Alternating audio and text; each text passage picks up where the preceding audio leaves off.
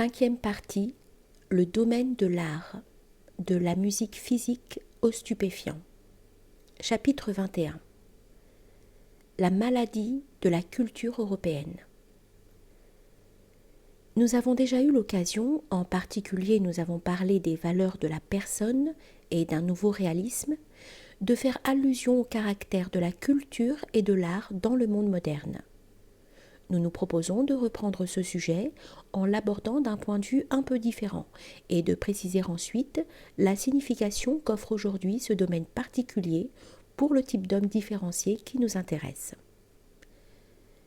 Afin d'illustrer le rapport qui existe en général entre l'art et la culture de ces derniers temps et le processus de dissolution, on peut reprendre la thèse principale d'une œuvre de Christoph Steding, intitulée L'Empire et la maladie de la culture européenne, où la genèse et les caractéristiques de la culture qui s'était formée en Europe après la disparition de son unité traditionnelle avaient été assez bien étudiées. Steding remarque que cette culture trouve son point de départ dans le fait que des domaines particuliers se sont dissociés et émancipés, sont devenus neutres et ont ainsi cessé de faire plus ou moins organiquement partie d'un tout. Il se réfère particulièrement à un centre qui donne une forme à toute l'existence et un sens à la vie. Centre qui assurait à la culture aussi un caractère suffisamment organique. Il fait correspondre la manifestation positive et nécessaire de ce centre sur le plan politique au principe de l'empire, entendu dans le sens non seulement séculier, c'est-à-dire étroitement politique, mais aussi spirituel, qu'il avait encore dans l'œcuménicité européenne du Moyen-Âge et sur lequel insistait la théologie politique des grands Gibelins et de Dante lui-même.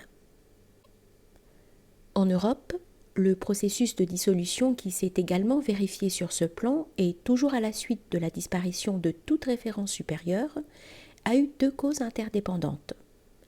La première fut une sorte de paralysie de l'idée qui servait de centre de gravité à tout ce qui était tradition européenne. Ce qui a provoqué l'obscurcissement, la matérialisation et le déclin de l'Empire et de son autorité. D'où la seconde cause, qui s'est inscrite comme en contrepoint, à savoir le mouvement centrifuge, la dissociation et l'autonomie des parties composantes, provoquée justement par l'affaiblissement et la disparition de la force de gravité originelle. Du point de vue politique, ceci eut pour conséquence, comme on sait, la fin de l'unité que présentait sur le plan politique et social, malgré un système de larges autonomies particulières, l'ancien monde européen. En l'espèce, ce fut ce que Steding appelait la suicisation, la hollandisation de territoires qui faisaient auparavant organiquement partie de l'unité de l'Empire, et le fractionnement particulariste correspondant à l'apparition des États nationaux. Mais sur le plan intellectuel, cela devait entraîner une culture divisée, neutre, privée de tout caractère objectif.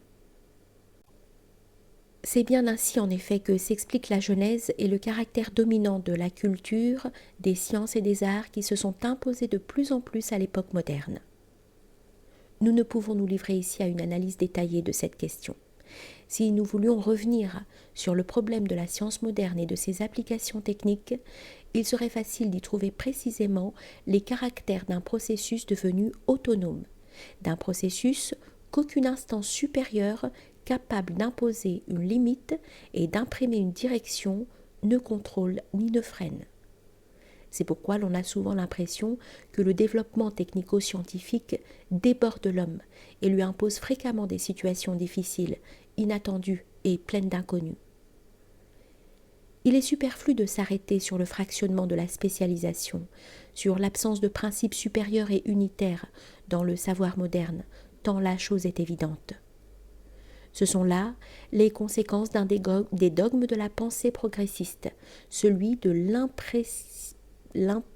l'imprescriptible liberté de la science et de la recherche scientifique, simple euphémisme pour désigner et légitimer le développement d'une activité totalement dépourvue de cohésion. À cette liberté fait pendant, avec une signification identique, la liberté de la culture, exaltée comme quelque chose de positif, comme une conquête, et donnant également lieu au processus dissolutif propre à une civilisation inorganique. C'est le contraire de ce que Vico avait reconnu comme caractérisant toutes les périodes héroïques des civilisations précédentes. L'antithèse instituée entre la culture et la politique est une des manifestations les plus typiques de la neutralisation de cette culture. On y défend l'idéal d'un art pur et d'une culture pure qui ne doivent rien avoir à faire avec la politique. Sous l'inspiration du libéralisme et de l'humanisme littéraire, cette dissociation a souvent fini par se transformer en une opposition déclarée.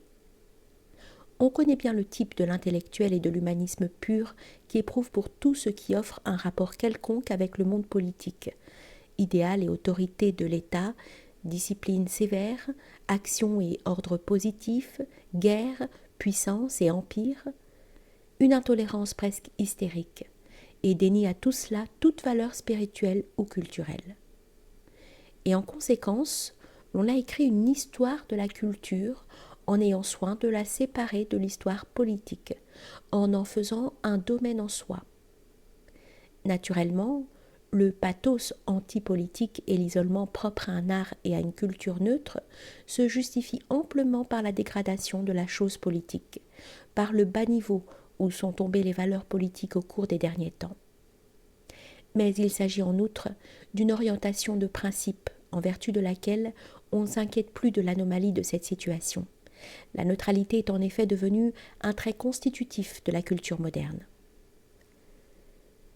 Afin de prévenir tout équivoque, précisons que la situation inverse qu'il faut considérer comme normale et féconde n'est pas celle d'une culture au service de l'État et de la politique au sens dégradé d'aujourd'hui, mais celle où une idée unique, le symbole élémentaire et central d'une civilisation donnée, manifeste sa force et exerce une action parallèle et de même nature, souvent invisible, tant sur le plan politique, avec toutes les valeurs pas seulement matérielles qui devraient s'y référer dans un véritable État, que sur le plan de la pensée, de la culture et des arts, ce qui exclut toute scission ou antagonisme de principe entre les deux domaines, comme toute nécessité d'ingérence extérieure.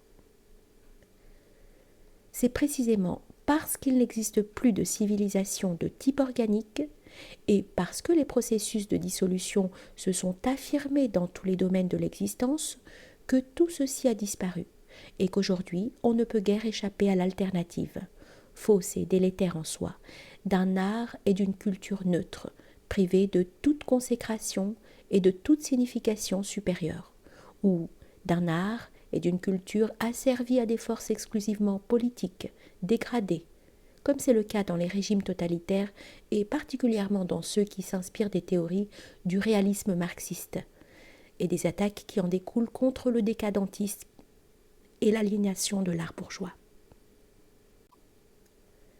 Ce caractère séparé de l'art et de la culture entraîne naturellement, comme conséquence directe, le subjectivisme, la disparition de tout style objectif et impersonnel, et en général l'absence de la dimension de la profondeur, comme nous l'avons déjà constaté de façon générale en parlant des valeurs de la personnalité et de leur dépassement. Il ne nous reste plus qu'à examiner, sommairement, les formes les plus récentes auxquelles l'art neutre a donné lieu.